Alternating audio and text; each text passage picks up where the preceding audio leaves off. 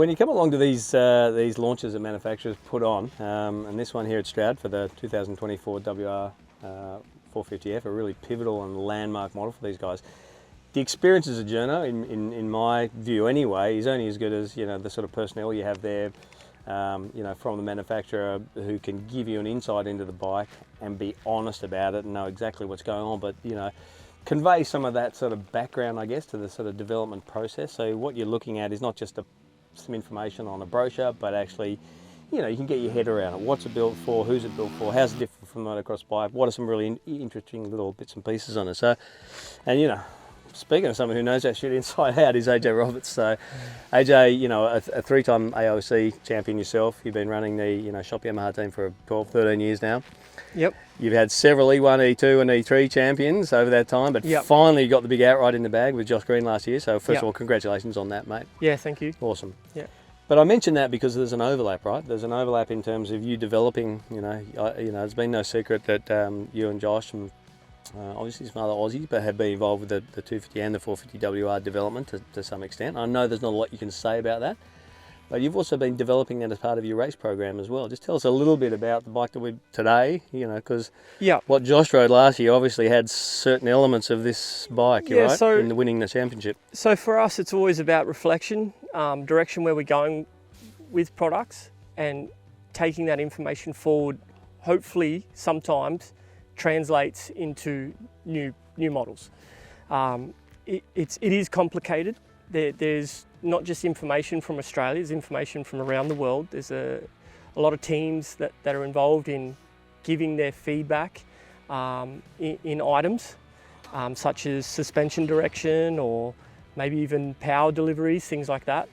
I think where it differs with the WR though is because the majority of the sales are done in Australia, we sort of get the final pick of the finer details, of the basic platform that the market gets. Yes. Is something that we're privileged enough to have some input in, so that's pretty cool. But you're talking elite level races, and you're creating a bike that's got to be from that right down to sit down trail riders with beer guts, right? Yeah, so it's all about having a platform to work from. And I think what makes off-road in Australia quite complicated is one weekend a guy might do the bucket list and go to Finke.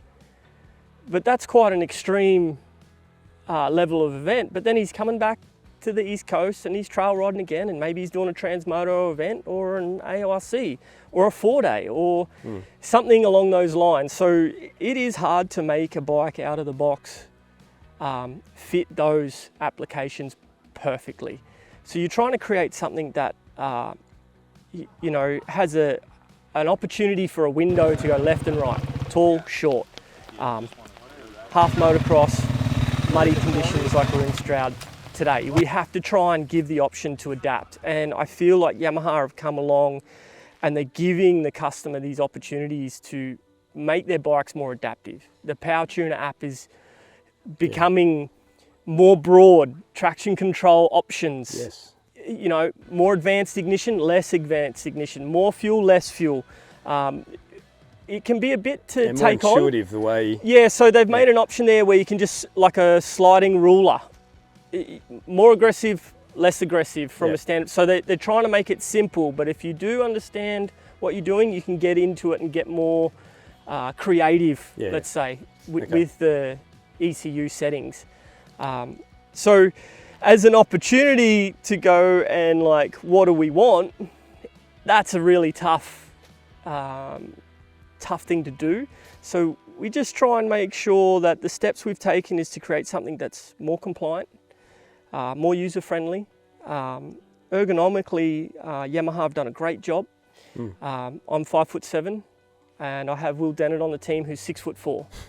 So I noticed his bars were forward. Yes, he's got the option to move his bars forward and do those things and that's where I feel like manufacturers are slowly taking bigger steps in trusting the consumer to move these things without having to spend money. We can do all of these things without spending a cent at the moment.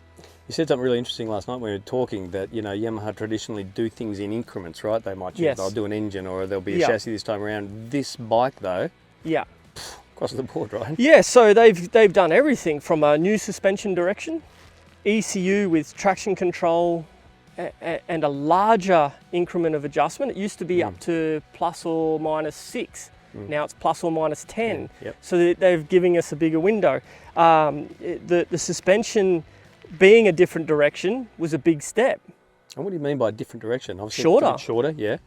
Lower, more agile, right? So you know, that's a directive. Do we go this height that we've always done, or do we actually have a look at lowering it, front and rear, right? So they're not trying to change their ergonomics of the chassis. They're just picking a height that, okay, it was muddy, we're stuck in ruts, and touch the ground a bit easier. You know, so a bit more user friendly to that environment. I touched the ground a few times today. Yeah, with my head. Yeah.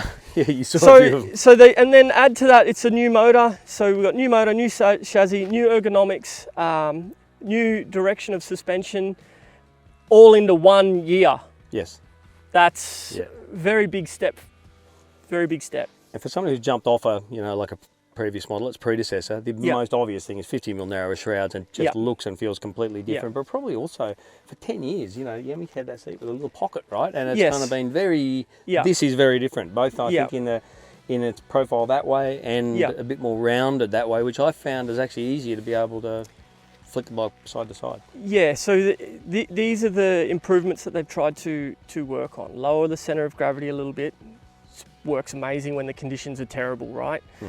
They've worked on induction noise. They've worked on trying to smooth the power deliveries and give more options to the consumer with traction control, actually, which wasn't on the previous model. And that induction noise is almost completely gone, isn't it? It's They've amazing. done a very good job. Because you haven't got these inlet ducting now. It actually just filters in through this way. So there's, you know, whole redesigned muffler to make it look more modern, even though it is a compliant ADR regulation. Yes. You know, so they've really gone at every aspect that they could. And all that weight for centralisation. Even talking about the muffler, I think the other one's about 70 or 80mm longer. If you look at pictures, just where it sits relative to the rear axle, it's. So then, you know, you got to try and put that all into a package that then works. And so I think it's been an easy task for myself, and it's been really enjoyable, and you learn a lot of things that you never understood before. Give us a sense of what's your recollection your first time we jumped on the thing? Just how light, just immediately out of the car park, the front traction and how light, how narrow around the knees it felt. Funny thing, I saw there was a video last night. I always love it when we got athletes acting, and we had Green here who was like on script, like don't fluff your lines, bro. But there was something in the video like, bike's that bloody good. Oh, is it going to convince you to come back and race, Josh? Which is obviously a bit of a throwaway line, right? But look, you know, it can be frustrating. I'm a former racer. I never had the opportunity to race these sort of technologies, and it just sometimes you wonder, right? You have a bad day in the mud at a 6 day and you're like, damn, I wish I had traction control, right? So that's the beauty of progression. When you're in the sport at my level, you get to actually see it, and it's cool to see. It makes it rewarding. Well, I'm not sure that we'll see Greenie lining up at the first round in a couple of months' time, but you never know. He's just clicked over 102 kilos. He told me before. So the off season's been good. He's been in a good paddock as is this. But AJ, hey, huge thanks, mate, to you and all your crew from Yami and from the ShopYamaha team. Really good experience today. As you said, you know, difficult in the slippery conditions to get a really rounded feel for the bike. You know, particularly opening the taps and feeling what it's got. You know, when you throw it in the corners, when you have got heaps of traction. Did the new map make a big direction? Made a huge difference. And that was interesting too. And I know Peter Payne was sort of saying to me that, you know, there's electronic override with the blue map, the traction map. And I found certain bits where I had some square edge stuff out there. I went back to that because that at least had the mud map that we did. Just didn't give me the bruh just to make sure I was, you know, keeping the nose light over bits and pieces. So that's the thing though. You haven't gone all the way yet. You can still go more. Which is what I said, you know. So this is where you know, it'll be interesting to see what the consumer comes up with, what they like, what direction they go with it. Yeah, well, I think we're going to be lucky enough to take one of these home in about a month's awesome. time. So getting to live with it, and I think, you know, that adjustability, I think, is one of the really big benefits of this. You know, this machine. So getting my head around that power tuner app properly and learning how to use it, and it's my advantage. I think it's going to be a great thing. But yeah. Anyway, it's been a great day, mate. Thanks a mil. No, appreciate it.